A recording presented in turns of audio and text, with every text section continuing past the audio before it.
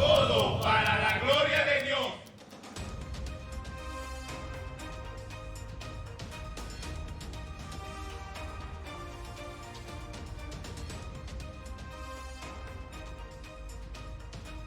Quiero hablarles sobre la victoria de Cristo. ¿Por qué? Porque en muchas iglesias se celebra la victoria de Cristo y decimos, ¿pero qué celebras? Y la gente dice que Cristo murió por mis pecados. Sí, está bien, pero ¿cómo fue eso? Cuéntame. Bueno, vino a la cruz, murió y se fue al cielo y ya. Tenemos que saber porque nosotros decimos que Cristo tiene la victoria. Nosotros debemos saber de por qué somos victoriosos por Cristo Jesús. Que cuando Pedro nos decía en las cartas, cuando las estábamos viendo la semana pasada, que estemos listos, preparados para hablar de nuestra fe en cualquier momento a la persona que nos pida, ay, ¿por qué tú crees eso? ¿Y por qué tú crees en Cristo? ¿Y qué hizo Cristo?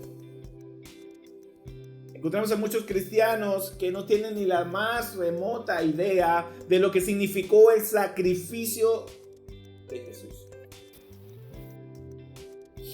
Entonces, cuando hablamos de la victoria de Cristo, debemos tener en cuenta que se trata del triunfo completo que Jesús obtuvo sobre el pecado, sobre la muerte, y cuando resucitó se le fue dado el nombre que está sobre todo nombre. Nadie puede estar por encima de él.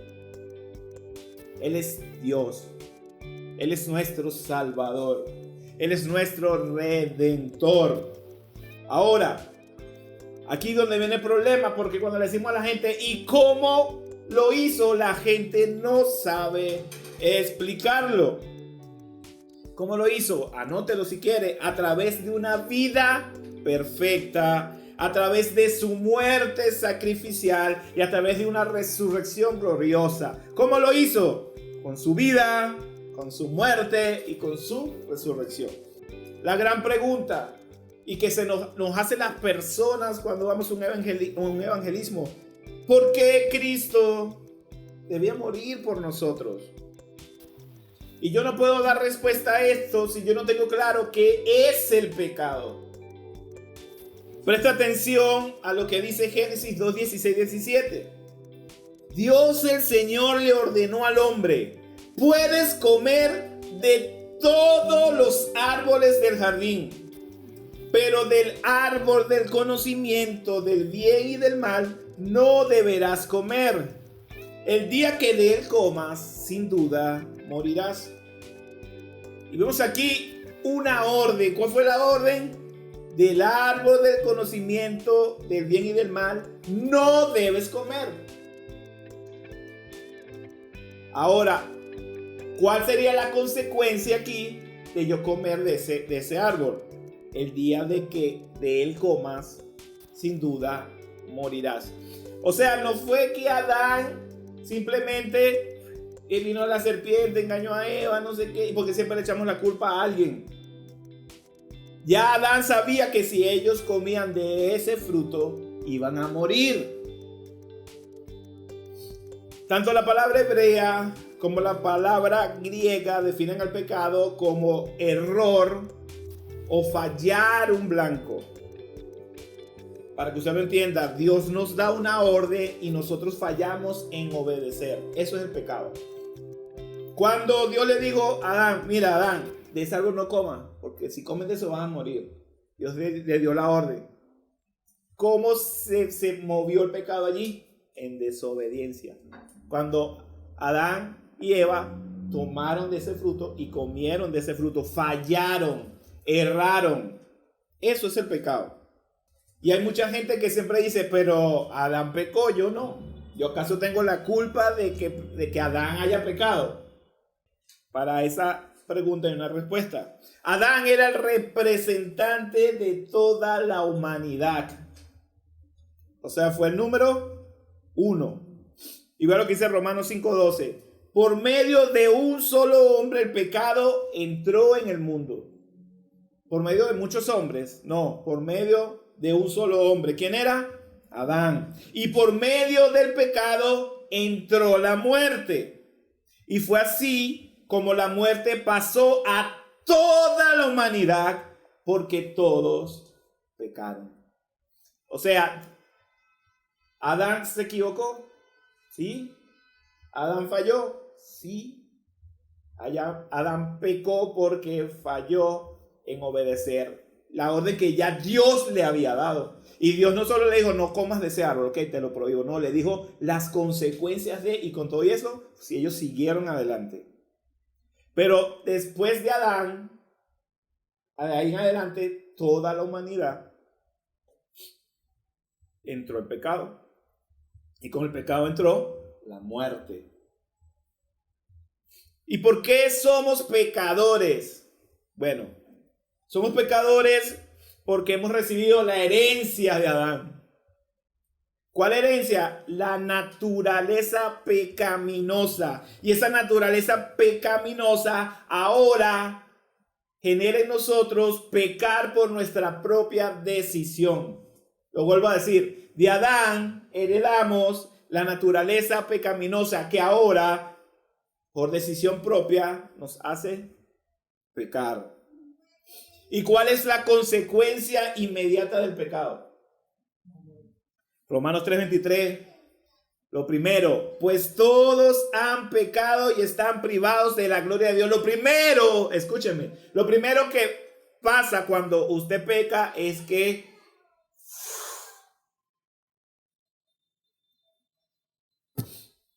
somos privados de la gloria de Dios. El pecado te hace enemigo de Dios. Yo sé que lo primero que decimos, el pecado sí, es la muerte. No, lo primero que hace es apartarte de Dios. Eres privado de su gloria, eres privado de su presencia, eres privado de su bendición, eres privado de contemplar como cantábamos ahorita. Por culpa del pecado, tú no puedes habitar en la presencia de Dios. Vea lo que dice Ezequiel 18:20. La persona que peque, morirá. Aquí ya empieza la sentencia que el Señor ya había dicho desde el principio. Y ningún hijo cargará con la culpa de su padre, ni el padre con la del hijo. Al justo se le pagará con justicia, y al malvado se le pagará ¿con qué? Con maldad. ¿Qué quiere decir esto? Que cada uno de nosotros rendirá cuenta a Dios por sus pecados. Usted no va a decir, no, es que el hermano tal me llevó. No. Es que fue mis padres. No, cada uno de nosotros, cuando esté delante de Dios, va a rendir cuentas de todo lo que ha hecho. Es tu pecado, así que no puedes justificarte culpando a otra persona. No vas a empezar como Eva, fue la serpiente. Y Adán, no, Señor, fue Eva. Casi que la serpiente busca otro animal para culparle. El Señor dice, ya va. Los tres son culpables y los tres son sentenciados. Ahora, yo les dije que la primera consecuencia cuando yo peco, ¿qué es? Que soy privado de la gloria de Dios. La segunda consecuencia, porque la paga del pecado es la muerte. Y uno ahí traga grueso, ¿verdad? La sentencia justa de Dios. Y yo quiero hacer una pregunta. ¿Dios es malo a dictar esta sentencia? Pues mucha gente dice, pero Dios es un Dios amoroso. ¿Cómo él va a sentenciar a muerte al pecador? Hermano, la sentencia es justa. Usted desobedeció. Usted rompió la ley, el decreto, el mandamiento, la orden de Dios. La consecuencia de la caída del hombre es que el pecado heredado se apoderó de los seres humanos a tal punto que los hizo sus esclavos. Y ahora son enemigos de Dios, trayendo sobre ellos la sentencia de muerte. Ahora Dios, viendo todo lo que se había formado en el Edén, expulsa a Adán y a Eva, ¿verdad? Y dice, ahora ¿cómo yo hago para ayudarles? Y Dios nos dio algunas opciones para lidiar con el pecado. Primero nos dio la ley. ¿Cuál era la ley? ¿Los qué? ¿Los 10? Pero los hombres no lo cumplieron. Entonces el Señor dijo, necesitamos hacer otra cosa. Vamos a crear el sistema de sacrificios y ofrenda. Pero no fueron suficientes. Imagínense cuántos corderos tenía que llevar usted al templo para pagar sus pecados. ¡Wow! Aparte que entonces la gente robaba algo. Ay, llevo un cordero y ya, y no se arrepentía. Simplemente lo hacía como algo mecánico. No funcionó. Entonces el Señor, bueno, le dio sacerdotes para ayudar al pueblo, para instruirlos en la palabra, y estos se corrompieron. Bueno, el Señor levantó jueces para que ayudaran y juzgaran conforme a la voluntad de Dios. Y estos empezaron a juzgar bajo su propia opinión, no bajo la ley de Dios. También el Señor estableció reyes. ¿Para qué? Lo que nos enseñaba Pedro, para que al justo lo enaltezca y al malvado lo sentencie. Pero ¿qué pasó con los reyes? Los reyes se corrompieron y le dieron la espalda a Dios. Entonces el Señor dijo, bueno, vamos a enviar profetas. Y cuando envía a los profetas para advertir al pueblo, ¿qué hacían los hombres? Lo mataban. Mataban a los profetas. Y no había nadie, escúchame, no había nadie capaz en el universo, en nuestra tierra, que no había nadie capaz que fuera capaz de saciar la ira justa de nuestro Dios por el pecado. Imagínense, piensa en la persona más perfecta de este mundo, la persona más justa, la persona más correcta, esa persona no era capaz de satisfacer la ira de Dios. Eclesiastés 7:20 dice, ciertamente no hay hombre justo en la tierra que haga el bien y que nunca peque. Escúchame, ciertamente no hay hombre justo en la tierra que haga el bien y nunca peque. Romanos 3:9 hace referencia al Salmo 14 diciendo, no hay un solo justo, ni siquiera uno. No hay nadie que entienda, no hay nadie que busque a Dios. Todos se han descarrilado, juntos se han corrompido. No hay nadie que haga lo bueno, no hay solo uno. Entonces estamos metidos, hermanos, en tremendo problema. Porque usted mira, bueno, hermano Javier, yo no estoy tan justo así, pero yo no he matado a nadie. Es más, nadie es perfecto. Yo soy una buena persona. Y ve lo que dice 1 Juan 3:4. Todo el que comete pecado quebranta la ley. De hecho, el pecado es transgresión de la ley. Tal vez tú no has matado a una persona, pero has hablado mal de otras. Tal vez tú no has cometido adulterio con tu cuerpo, pero has cometido adulterio en tu mente deseando a otra persona. Santiago 2:10 dice, porque el que cumple toda la ley pero falla en un solo punto ya es culpable de haberla quebrantado toda. Yo nunca he robado, pero has hablado mal de alguien, sí, ya quebraste la ley. Eres culpable y póngale los ganchos. Otra persona dice, no, pero que yo no peco, yo no ando haciendo cosas así malas. Vean lo que dice 1 Juan 1:8. Si afirmamos que no tenemos pecados, nos engañamos a nosotros mismos y la verdad no está en nosotros. Todos somos pecadores. ¿Le gusta a la persona o no? ¿Le ofenda a la persona o no? No hay justo ni siquiera uno. No hay un hombre, un ser humano sobre la tierra que sea capaz de satisfacer la ira justa de Dios por el pecado.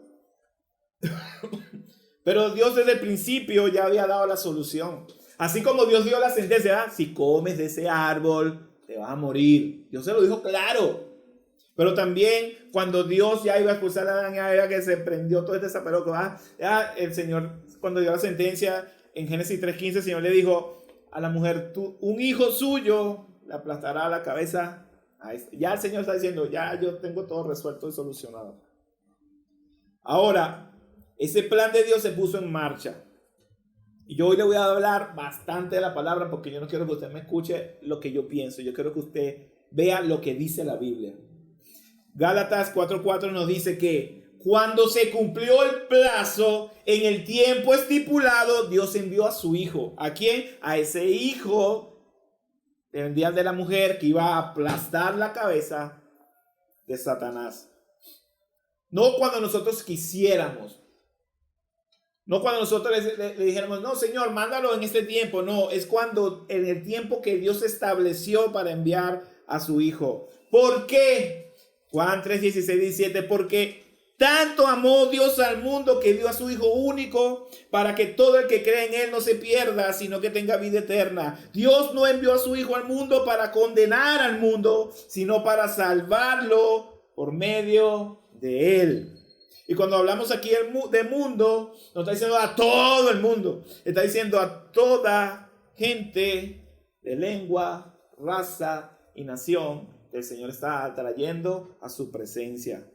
Jesús sería la salvación del hombre, porque la primera venida de Jesús Él vino a salvar, pero la segunda vendrá como juez. Muchas personas creen que Jesucristo va a volver. Él no va a volver como vino la primera. Decía, aquí estoy en amor, máteme. Ahora viene con puño de hierro a juzgar a las naciones. Entonces Dios pone su plan en marcha, y yo quiero leerles Isaías 53. Y dice, pero Él fue traspasado por nuestras rebeliones y aplastado por nuestros pecados. Fue golpeado para que nosotros estuviéramos en paz. Fue azotado para que pudiéramos ser sanados. Todos nosotros nos hemos extraviado como ovejas. Hemos dejado los caminos de Dios para seguir los nuestros. Sin embargo, el Señor puso sobre Él los pecados de nosotros. Fue oprimido y tratado con crueldad. Sin embargo, no dijo ni una sola palabra. Como cordero fue llevado al matadero, y como oveja en silencio ante sus trasquiladores, no abrió su boca. Al ser condenado, injustamente se lo llevaron. A nadie le importó que muriera sin descendientes, ni que le quitaran la vida a mitad de camino. Pero lo hirieron de muerte por la rebelión de mi pueblo. Él no había hecho nada malo y jamás había engañado a nadie, pero fue enterrado como un criminal. Fue puesto en la tumba de un hombre rico. Formaba parte del buen plan del Señor aplastarlo y causarle dolor. Sin embargo, cuando su vida sea entregada en ofrenda por el pecado, tendrá muchos descendientes, disfrutará de una larga vida, y en sus manos el buen plan del Señor prosperará. Cuando vea todo lo que se logró mediante su angustia, quedará satisfecho. Y a causa de lo que sufrió, mi siervo justo hará posible que mucho sea contado entre los justos, porque Él cargará con todos los pecados de ellos. Yo le rendiré honores de un soldado victorioso, porque se expuso a la muerte y fue contado entre los rebeldes. Cargó con los pecados de mucho e intercedió por sus transgresiones. Así fue el plan de Dios para satisfacer su ira justa. Tomó a su Hijo y lo aplastó con su ira. Mi hermano, eso que describen ahí tenemos que pasarlo tú y yo. Ese sufrimiento tenemos que pasarlo tú y yo. Esa tortura tenemos que pasarla tú y yo. Pero de tal manera Dios nos amó, que entregó a su Hijo, su único Hijo, para que tú y yo hoy pudiésemos estar aquí alabando su nombre. Imagínese la cruz y un puño cayendo sobre ella, aplastándola. Así pasó con Cristo. Cuando usted vea el sacrificio de Jesús en una cruz, no lo vea como lo ponen en las películas, con dos rajunitos, que sí, y él con una sonrisa. Jesucristo sufrió, derramó su sangre. ¿Tú sabes qué fue lo peor que vivió Jesús? Cuando clamó, Padre, Padre, ¿por qué me has abandonado? Aquel que habita en la gloria de Dios, aquel que es parte de la Trinidad, aquel que es Dios mismo, se sintió abandonado, se sintió solo. ¿Sabes qué es lo peor para el ser humano? Sentir que Dios no está. Y Dios siempre está. Pero hay ocasiones que nos sentimos que eso es lo peor. Y el infierno, en el infierno va a haber ausencia de Dios. Ni le cuento qué va a sentir la gente allí. Cristo, a quien damos toda gloria y honra, era el único que podía satisfacer la justicia de Dios. Vea, 2 Corintios 5:21. Al que no cometió pecado alguno, porque Cristo no cometió ni un pecado. Por nosotros Dios lo trató como un pecador, para que en él recibiéramos la justicia de Dios. Filipenses 2:8. Y Cristo, al manifestarse como hombre, se humilló a sí mismo y se hizo obediente hasta la muerte y muerte de cruz. Eso de la paga del pecado es muerte. Cristo lo pagó con su muerte en la cruz. Romanos 5:8-9. Pero Dios demuestra su amor por nosotros en esto, en que cuando todavía éramos pecadores, Cristo murió por nosotros. Y ahora que hemos sido justificados por su sangre, con cuánta más razón, por medio de él, seremos salvados del castigo de Dios. Fue Cristo quien te salvó de la ira del Señor. Fue Cristo que te salvó de esa muerte. Fue Cristo que te salvó de vivir el abandono y el alejamiento de Dios. Por eso decía, la primera consecuencia del pecado, ¿cuál era? Me aleja de Dios. Y eso es peor que cualquier cosa en el mundo. La gente preferiría que le torturaran su cuerpo antes de sentir ausencia de Dios en su vida. Ahora te pregunto, ¿qué eres tú sin Dios? Te voy a decir algo. Donde vivimos es de Él. El aire que respiras es de Él. Tu cuerpo es de Él. Tu alma es de Él. Tú no tienes nada. Y sin Dios, ¿qué eres? Nada. Pero aquí no termina la historia. Filipenses 2:9-11. Él murió. Fue sepultado. Y al tercer día, Dios lo exaltó hasta lo sumo y le otorgó el nombre que está sobre todo nombre, para que ante el nombre de Jesús se doble toda rodilla en el cielo, en la tierra y debajo de la tierra, y toda lengua confiese que Jesucristo es Señor, para la gloria de Dios Padre. Ahora Cristo, recuerda que a los hombres le dieron la ley, ¿y qué hicieron con la ley? No la cumplieron. Ahora Cristo es el guardián, el mejor guardián para cumplir esta ley. También recuerdan que hicieron un sistema de sacrificio, ¿verdad? Para que mataran al cordero, pero eso se volvió nada. Pero ahora Cristo Jesús hizo un sacrificio ya para siempre. Ya no hace falta estar, hermano, escúcheme, no tienes que estar dando una ofrenda especial, no tienes que estar haciendo un pacto para que Dios perdone o para que Dios no. Ya Cristo en la cruz del Calvario, Él ya pagó todos tus pecados. No pagó algunos, pagó todos tus pecados. Recuerda que a los hombres el Señor estableció sacerdotes para que ya esos sacerdotes se corrompieron. Pero Cristo es nuestro sumo sacerdote y Él no se va a corromper. El Señor levantó jueces para que juzgaran justamente a su pueblo, pero se corrompieron también, ¿verdad? Pero Él vendrá a juzgar al mundo con la justicia de Dios mismo. Levantó reyes y Jesucristo es el Rey de reyes y Señor de señores. Levantó profetas y los mataron, pero Jesucristo es la revelación final de todo el mensaje del Señor, de nuestro Dios, de nuestro Creador. Hermanos, Cristo resucitó. Cristo no se quedó en la cruz guindado. Cristo no se quedó en una tumba sepultado. Él se levantó de entre los muertos.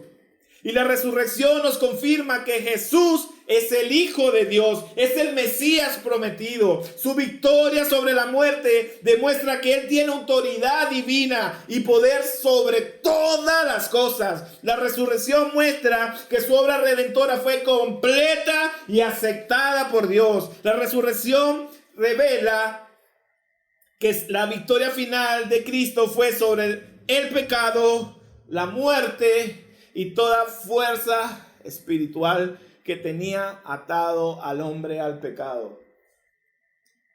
La resurrección es la evidencia de que Cristo era quien dijo ser, el Hijo de Dios. Vean lo que dice Colosenses 2:15. Y despojando a los principados y a las potestades, los exhibió públicamente, triunfando sobre ellos en la cruz. Cuando Jesucristo estaba en la cruz, estaban todas las potestades y todos los principados alborotados, porque dijeron, este hombre sabemos quién es, este hombre no se va a quedar ahí, él se va a levantar y nos va a vencer, él se va a levantar, y allí Cristo los exhibió públicamente, triunfando sobre ellos. 1 Corintios 15, 55, 57.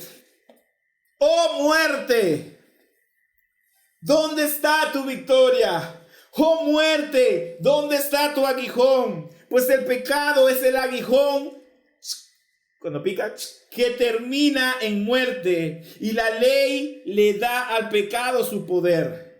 Pero gracias a Dios, Él nos da la victoria sobre el pecado y la muerte por medio de nuestro Señor Jesucristo. Gracias a Cristo, tú también tienes victoria sobre el pecado y sobre la muerte. Yo no sé si usted no está entendiendo este mensaje, hermano, pero usted debería estar ahí todo emocionado.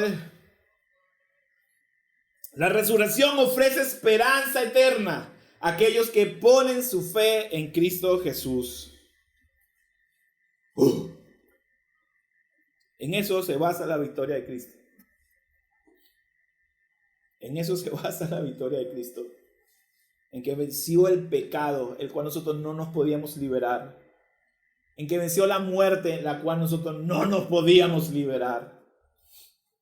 Y que cuando estábamos separados de Dios, ahora Él rompió la cortina que dividía al pueblo de Dios de su presencia. Ahora tú y yo podemos entrar a su presencia cada vez que queramos. Podemos hablarle cada vez que queramos. No tenemos que hacer un ritual, no tenemos que prender una vela, no tenemos que poner un muñeco.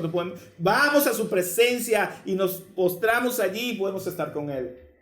Eso fue gracias a Cristo Jesús. Gracias a Cristo Jesús nos tenemos entrada al trono de la gracia. Vamos a 1 Pedro capítulo 3 versículo 18. Porque Cristo murió por los pecados una vez por todas, el justo por los injustos, a fin de llevarlos a ustedes a Dios. Él sufrió la muerte en su cuerpo, pero el Espíritu hizo que volviera a la vida. Y usted me dirá, hermano Javier, porque usted nos dijo todo esto anterior para traernos a Pedro. Porque que yo no voy a entender lo que Pedro me está diciendo aquí si yo no entiendo qué es el pecado, si yo no entiendo que Cristo murió, que yo no voy a entender cuando él me dice el justo por los injustos. ¿Y cómo es que Cristo nos lleva a Dios? Si yo no le explico lo anterior, usted no va a entender este pasaje que dice que porque Cristo murió por los pecados de una vez por todas. Se lo dije ahorita, ya Cristo al ir a la cruz pagó por todos nuestros pecados. Ya no hace falta hacer más nada. Simplemente tener fe y confianza en Él y caminar en obediencia a lo que dice su palabra. El justo, el que no hizo nada, el que fue tratado como un pecador en la cruz, ese justo murió por los injustos que somos nosotros. ¿Con cuál era el fin? De llevarnos a la presencia de Dios. Se lo decía ahorita, hoy tenemos entrada ante el trono de Dios. ¿Cómo entendemos ese texto si usted no entiende lo anterior? Él sufrió la muerte de su cuerpo, murió, hermano. No fue que Cristo se escondió, desde los de la cruz se escondió. No, Él estaba muerto, su cuerpo estaba sin vida. Pero el Espíritu Santo de Dios hizo que volviera a la vida. Tu sacrificio fue suficiente. Completo, ya no tienes nada que hacer, ni nada que pagar, ni hacer nada. El sacrificio de Jesús fue suficiente y completo. Había un acta de decreto contra nosotros por la cantidad de pecados que hacemos, pero Cristo la anuló, la clavó en la cruz. Esa acta de decretos. Él era inocente y siendo inocente tomó nuestro lugar. Él era justo, perfecto, sin manchas. Y gracias a Jesús, tú y yo estamos aquí hoy. Gracias a Jesús podemos reunirnos como su iglesia. Gracias a Jesús podemos decir, somos hijos de Dios. Consecuencia de este sacrificio, que hoy tenemos paz con Dios. Ya no somos enemigos de Dios.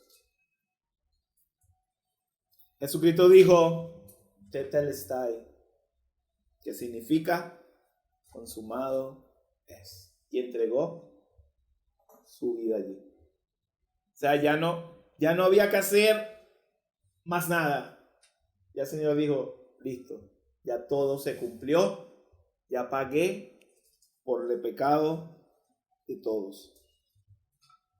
Ya Cristo rasgó el velo que te separaba de Dios.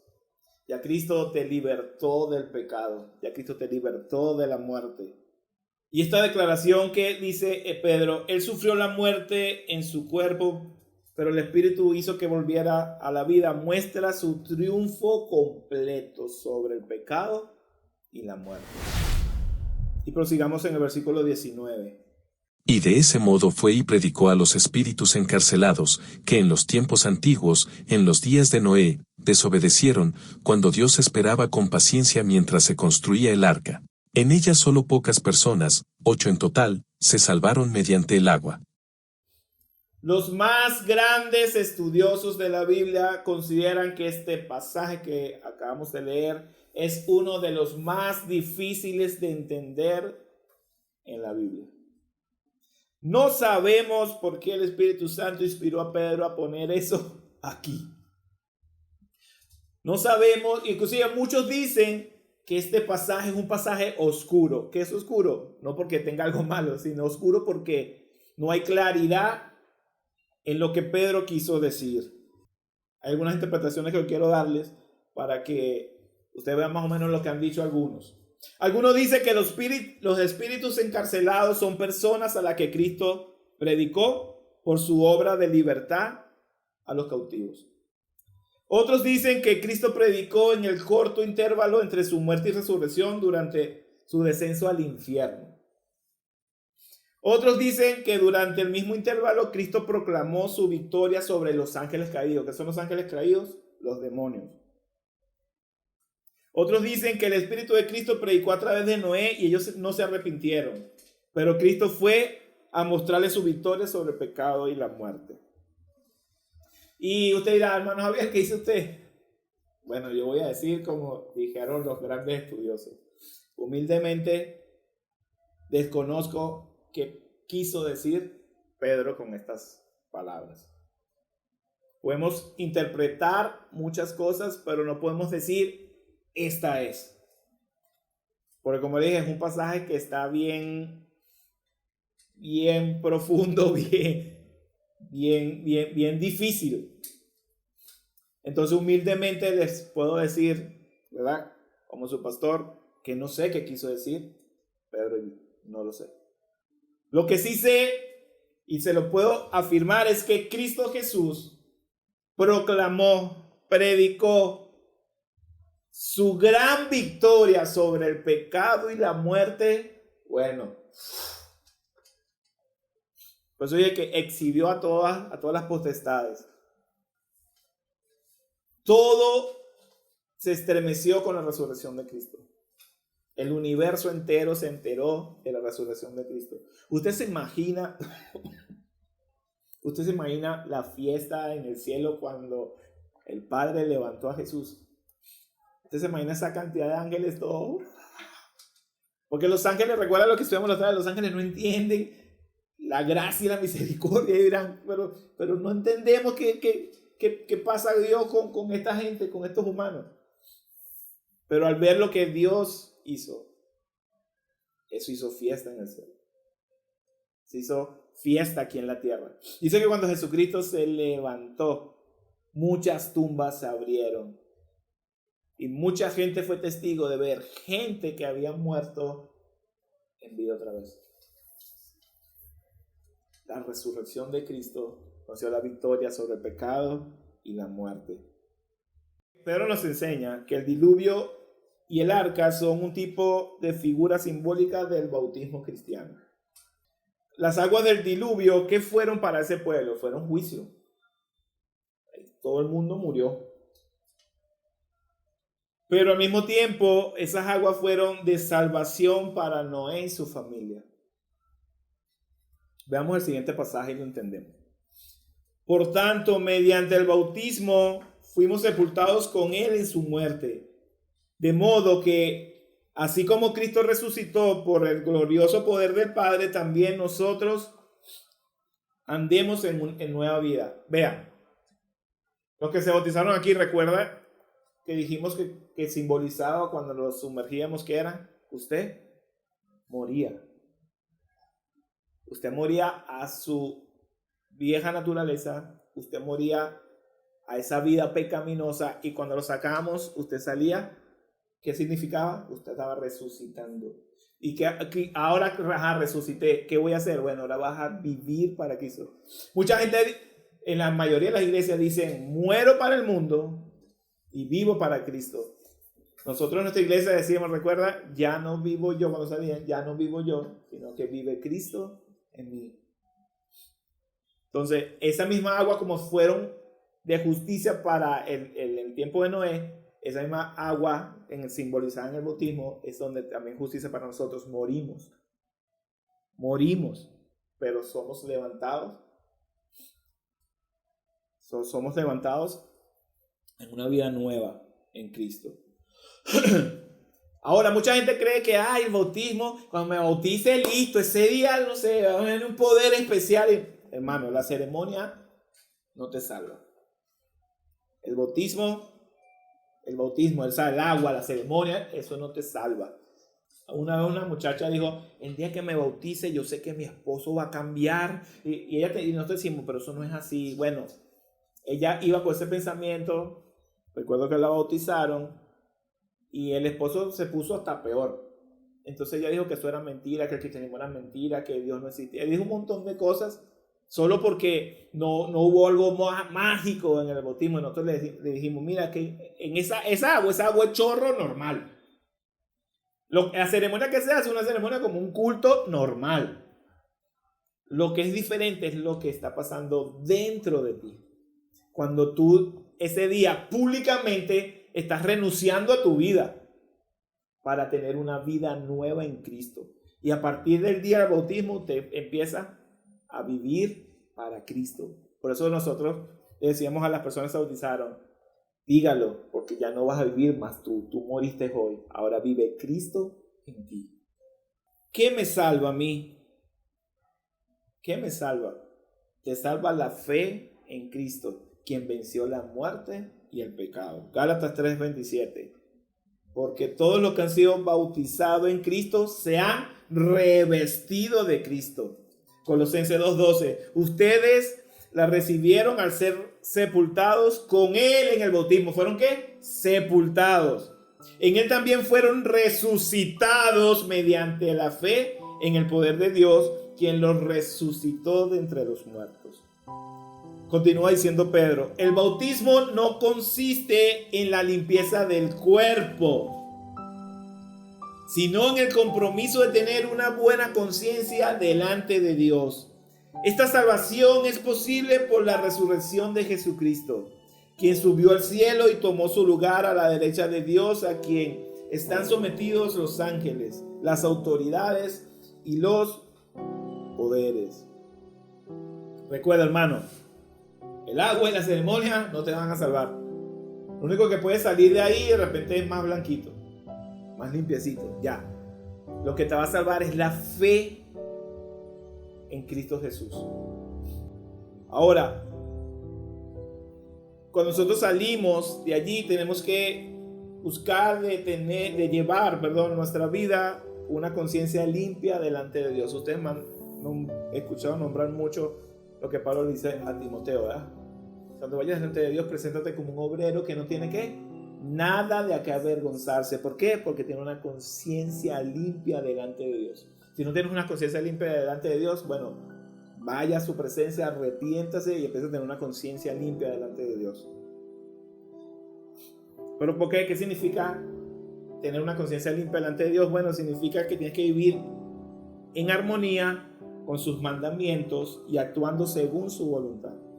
Soy cristiano, pero yo no tengo armonía con los mandamientos de Dios. No eres cristiano, eres un mentiroso. No, es que yo soy cristiano, pero tú actúas bajo tu voluntad y no la voluntad. Eres un mentiroso. Porque el cristiano tiene una conciencia limpia delante de Dios y vive en armonía con sus mandamientos, viviendo bajo su voluntad. Nunca olvides que nuestra salvación es posible gracias al sacrificio y la resurrección de nuestro Señor Jesucristo. Ahora, ¿dónde está Cristo? Cristo subió al cielo y tomó su lugar. Está a la derecha de Dios. Y todos los ángeles, todas las autoridades, todos los poderes están bajo la autoridad de Cristo. Quiero leerles Romanos 8, 34, 39. Y pregunto, ¿ustedes están en Cristo?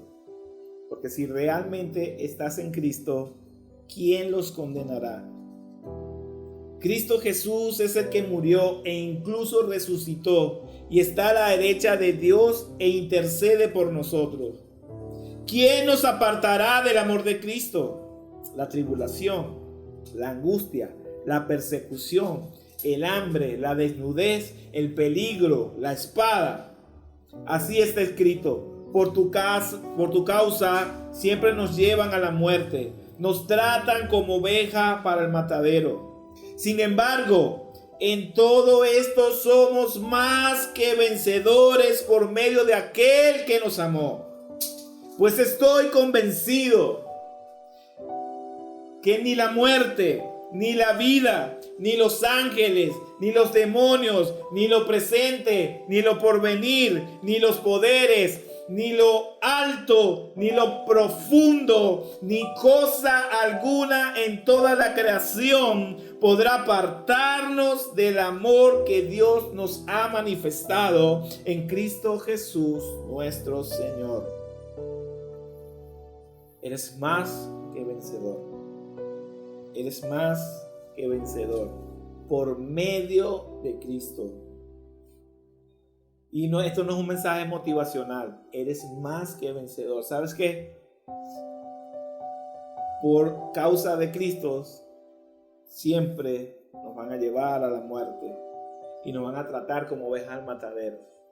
Pero la victoria está que ya tú venciste a través de Cristo al pecado y a la muerte. También me han escuchado decir mucho que podrán destruir nuestros cuerpos, nos podrán matar, pero tenga la plena seguridad que ya el pecado no tiene autoridad sobre ti y que la muerte no tiene autoridad sobre ti, porque ya tú estás en Cristo Jesús.